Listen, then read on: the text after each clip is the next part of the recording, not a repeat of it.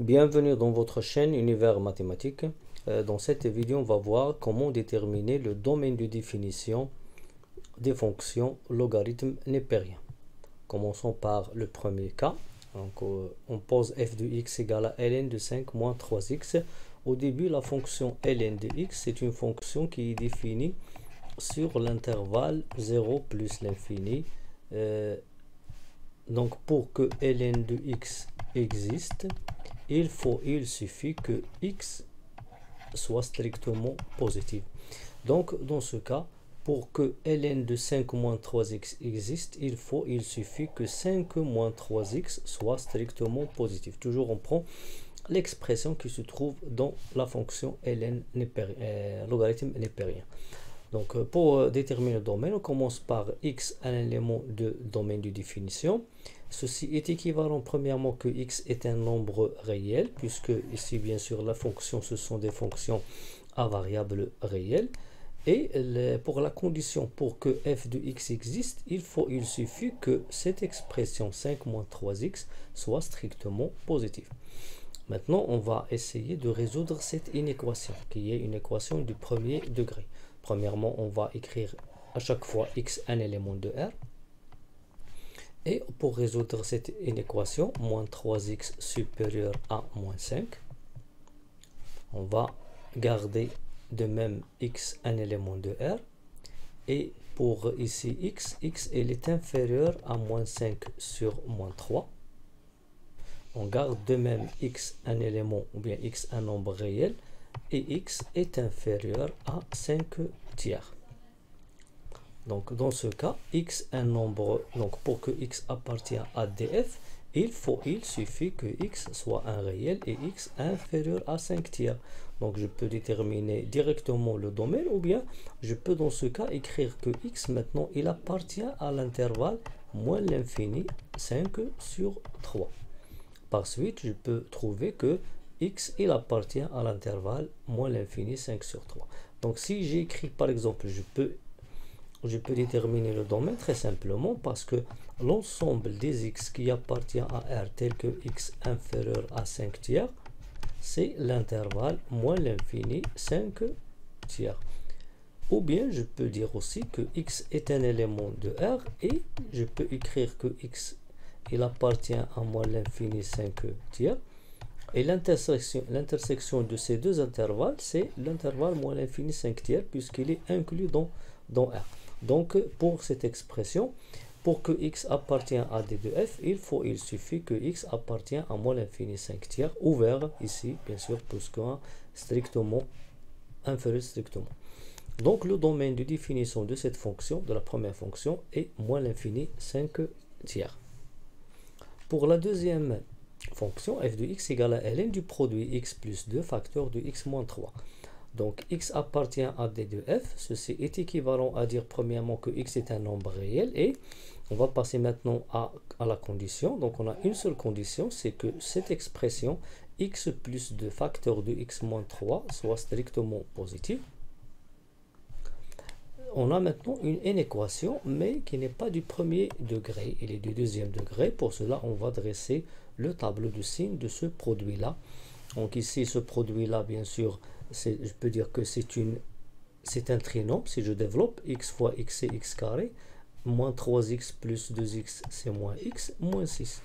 Bien, pour les solutions, ici j'ai x plus 2. Pour les racines, je peux dire x plus 2 égale à 0. Alors x égale à moins 2. Je peux écrire ici moins 2.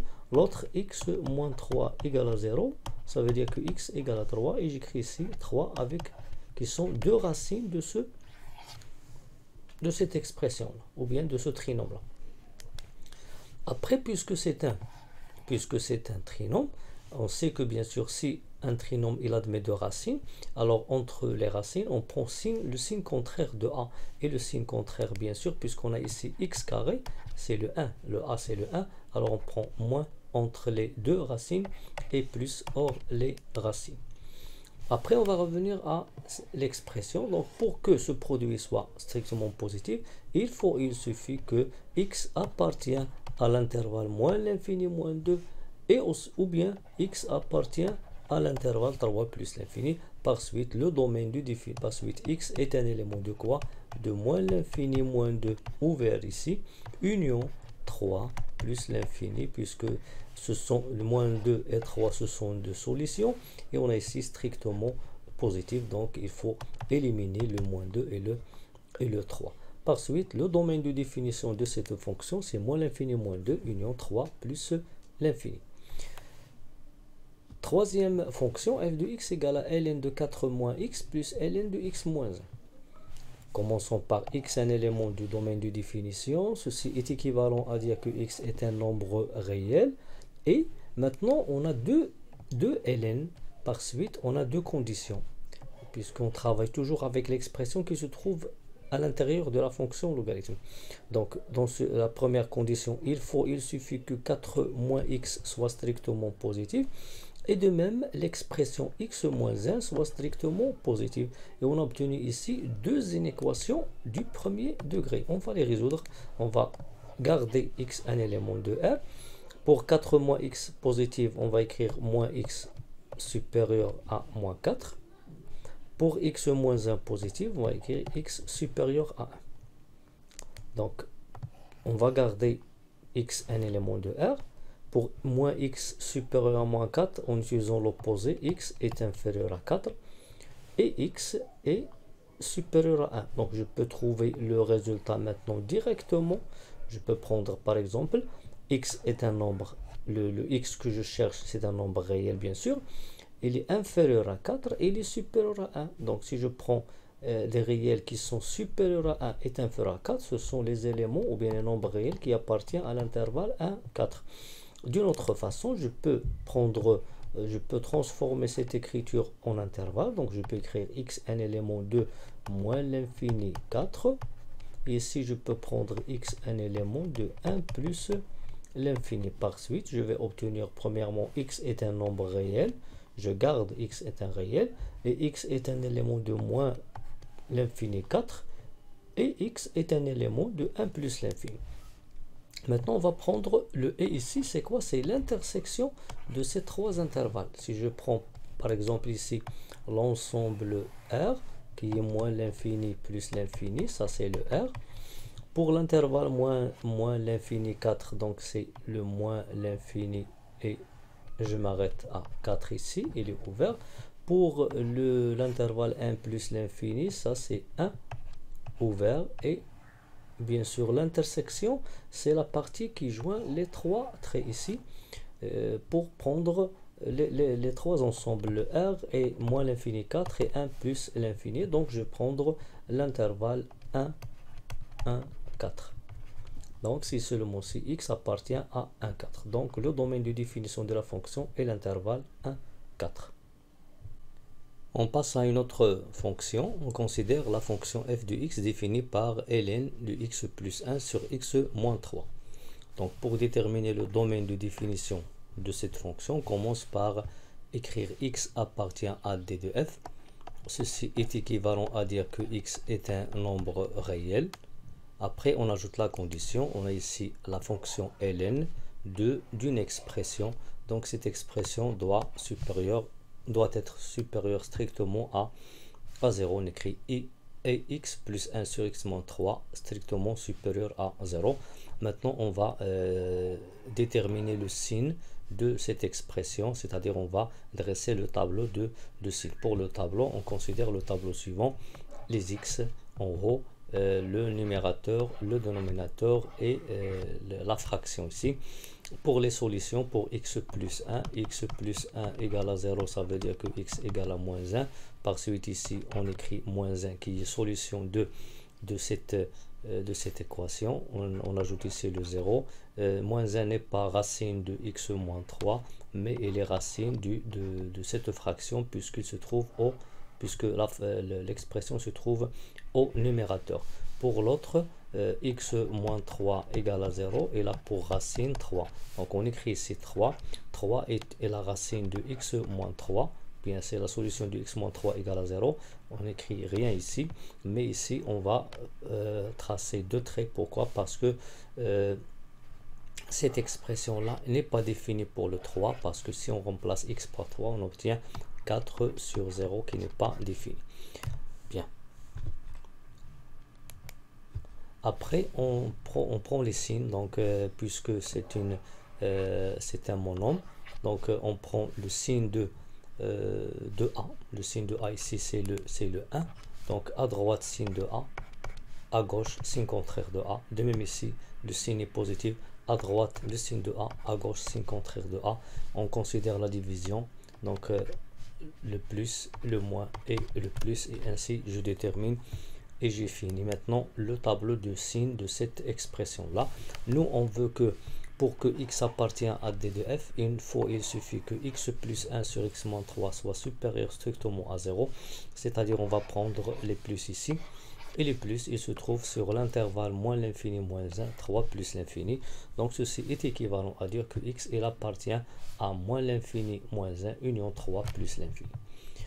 Donc, le domaine de définition de cette fonction est moins l'infini moins 1, union 3 plus l'infini. Cinquième fonction, la fonction f définie par ln de x plus 4, le tout sur ln de x moins 1. Commençons par x appartient à d de f, équivalent à dire que x est un élément de R.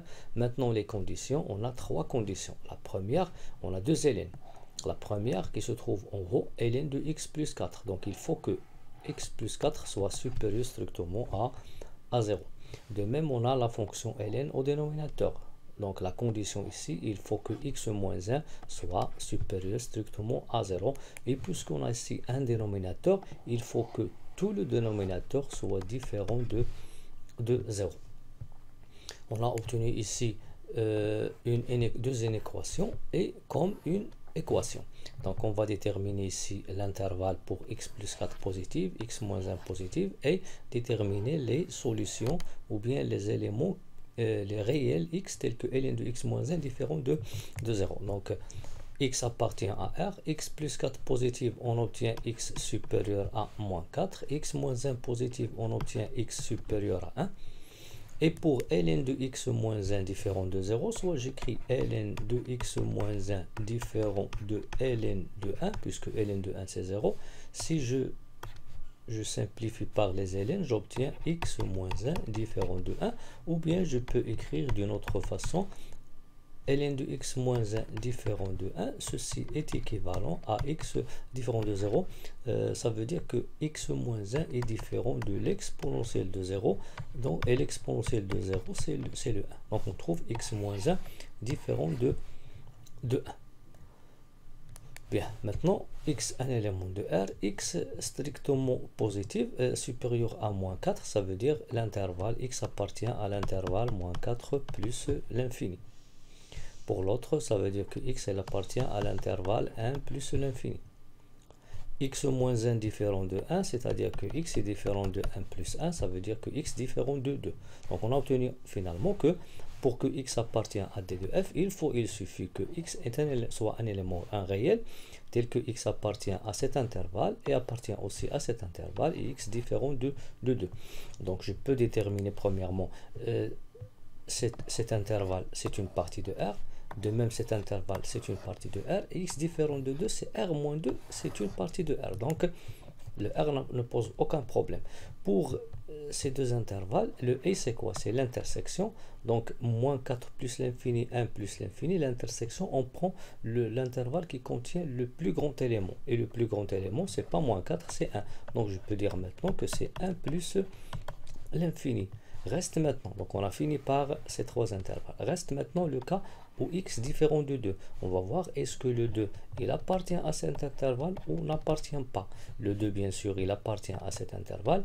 Donc, on va essayer de prendre l'intervalle 1 plus l'infini et éliminer le 2. Donc, on va trouver que c'est l'intervalle 1, 2, union 2 plus l'infini.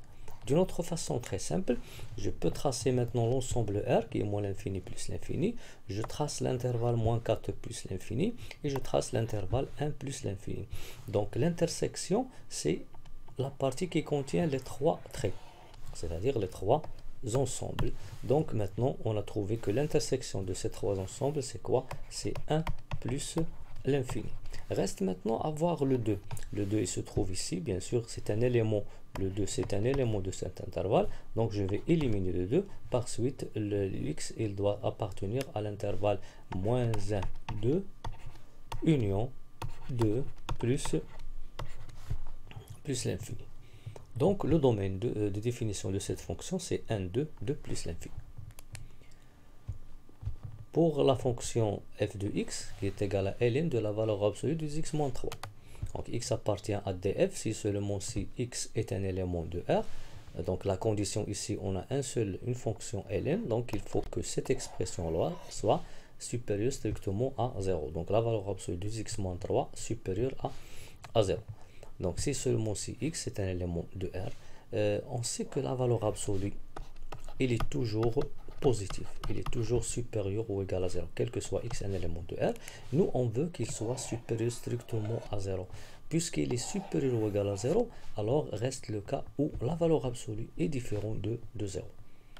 Donc, par suite, on va éliminer la valeur absolue, parce qu'on sait que la valeur absolue de x égale à 0, si seulement si x égale à 0. Donc, x appartient à R, et 2x moins 3 est différent de 0. Reste à déterminer la solution, ou bien le nombre x est différent de quoi maintenant. On va répéter x un élément de R. Pour 2x moins 3, on obtient 2x différent de 3. De même, si seulement si x est un élément de R, x différent de 3 demi. Donc ça c'est très simple. X est un élément de R et différent de 3. On note R moins 3 demi, c'est-à-dire c'est moins l'infini moins 3 demi plus l'infini. Donc le domaine de définition de cette fonction est moins l'infini 3 demi union 3 demi plus l'infini. Fonction 7, on considère la fonction f définie par f de x égale à ln de 4 moins x le tout au carré. Donc x appartient à d de f si seulement si x est un élément de R. Donc la condition pour que cette fonction, pour que f de x existe, il suffit que 4 moins x le tout au carré soit supérieur strictement à 0. Si seulement si x est un élément de R, on sait que un carré il est toujours supérieur ou égal à 0. On va faire de la même manière qu'on a fait avec la valeur absolue. Donc nous, dans la question 6, on a voulu avoir cette valeur absolue supérieure strictement à 0, et on sait qu'il est supérieur ou égal à 0. Donc reste le cas où il est différent de 0. De la même manière, puisque le carré il est supérieur ou égal à 0, et puisque nous on veut qu'il soit supérieur strictement à 0, donc il faut avoir maintenant 4 moins x le tout au carré est différent de 0. Reste maintenant à travailler avec cette expression. Donc si seulement si x est un élément de R, donc 4 moins x le tout au carré égale à 0, ça veut dire que 4 moins x égale à 0. Donc on travaille comme si on a une équation. Donc si seulement si x est un élément de R, et moins x est différent de moins 4. Si seulement si x est un élément de R, et x différent de 4. Donc x un élément de domaine, équivalent à dire que x est un réel qui est différent de 4, c'est-à-dire c'est l'ensemble R moins le singleton 4, qu'on écrit bien sûr moins l'infini 4 union 4 plus l'infini. Si seulement si x appartient à moins l'infini 4 union 4 plus l'infini, donc on a déterminé le domaine de définition de la fonction numéro 7. Autre fonction, on considère la fonction f de x qui est égale à ln de la racine de 2x moins 1. Commençons par écrire x un élément de d de f, équivalent à dire que x est un élément de R. Donc la première condition, il faut que la racine de 2x moins 1 soit supérieure strictement à 0. Et puisqu'on a ici une racine, il suffit que 2x moins 1 soit supérieur ou égal à 0. Donc je peux joindre les deux et écrire 2x moins 1, la racine, ou bien 2x moins 1 soit supérieur strictement à 0. Maintenant, on va écrire x un élément de R pour la racine de 2x moins 1 supérieur strictement à 0. Donc ici, j'obtiens 2x moins 1 supérieur à 0. Ici, 2x moins 1 supérieur ou égal à 0. Pour avoir les deux, c'est-à-dire on va avoir le cas où 2x moins 1 supérieur strictement à 0. On va résoudre maintenant cette inéquation. X un élément de R, 2x supérieur à 1. X un élément de R, x supérieur à 1 demi. C'est-à-dire on a deux intervalles, l'ensemble R et l'intervalle 1/2 plus l'infini. Donc, l'intersection des deux, puisque cet intervalle c'est une partie de R, alors c'est l'intervalle 1/2 plus l'infini. Donc, x appartient à D de f, équivalent à dire que x est un élément de 1 plus l'infini. Donc, le domaine de définition de cette fonction est 1/2 plus l'infini. Question 9, f de x égale à ln de x sur ln de x moins 1. Donc, x appartient à D de f si seulement si x un élément de R. Premièrement, on a deux ln, l'une en haut, l'autre en bas. Donc, pour cette fonction, il faut que x soit supérieur strictement à 0. Bien sûr, pour le bas, donc on a aussi ln de x, donc il faut que x soit supérieur à 0. Mais ici, on a un dénominateur, il suffit que ln de x moins 1 soit différent de 0. Donc, on va garder x un élément de R et x positif, et il faut chercher x dans cette expression là. Donc si seulement si x est un élément de R et x positif, ln de x moins 1 différent de 0, c'est-à-dire que ln de x est différent de 1. Si et seulement si x est un élément de R et x positif, ln de x différent de 1, ln de x différent de 1, c'est-à-dire que x est différent de e. X différent de e. Donc ici, on va considérer l'ensemble R et l'intervalle 0 plus l'infini. Donc pour l'intersection des deux, c'est 0 plus l'infini. Donc pour que x appartient à R et aussi à 0 plus l'infini, il faut qu'il appartient à 0 plus l'infini. X différent de e, on va voir est-ce que le e est un élément de 0 plus l'infini. Bien sûr, il appartient. Donc on va éliminer le e, de cet intervalle, et on va prendre 0e union e plus l'infini. C'est aussi x un élément de R et x un élément de 0 plus l'infini et x différent de e. Donc si on remarque ici, on peut prendre l'ensemble R qui est la partie qui est le segment ici moins l'infini plus l'infini, à droite moins l'infini plus l'infini. 0 plus l'infini c'est 0 plus l'infini, on trace un autre trait. Donc l'intersection de deux, c'est cette partie là, donc c'est 0 plus l'infini.